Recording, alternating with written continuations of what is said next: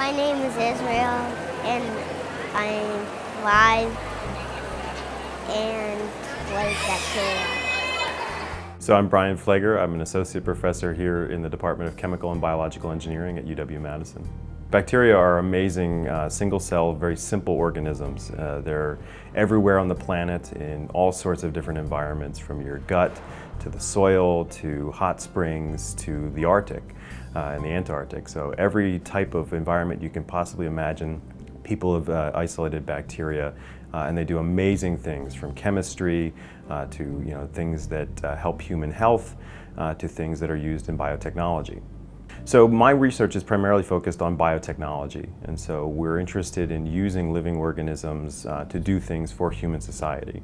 And so classically that's been used in the production of pharmaceuticals, so whether those are protein drugs or small molecules like antibiotics.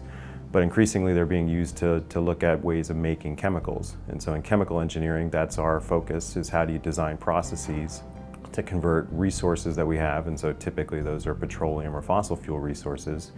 But increasingly now we're starting to think about ways to tap into biomass and other renewable resources to try to get at some of the same chemicals and materials that we use in all sorts of applications. And primarily, since we're talking about chemical production or chemical decay, we're growing cells on a certain feedstock and then we're analyzing what happened. So you watch whether or not the feedstock decreases with time, and you watch to see if your product is increasing with time.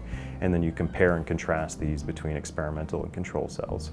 And so, as I said, they come from all walks of life, but the one that's typically used in engineering applications is called Escherichia coli, or E. coli for short. And so you've probably heard about him or her from the Jack-in-the-Box food scares or other types of health issues. And so we use that organism because we know so much about it, but also because it has wonderful traits. And so we can grow it very quickly on a wide range of different types of cheap materials.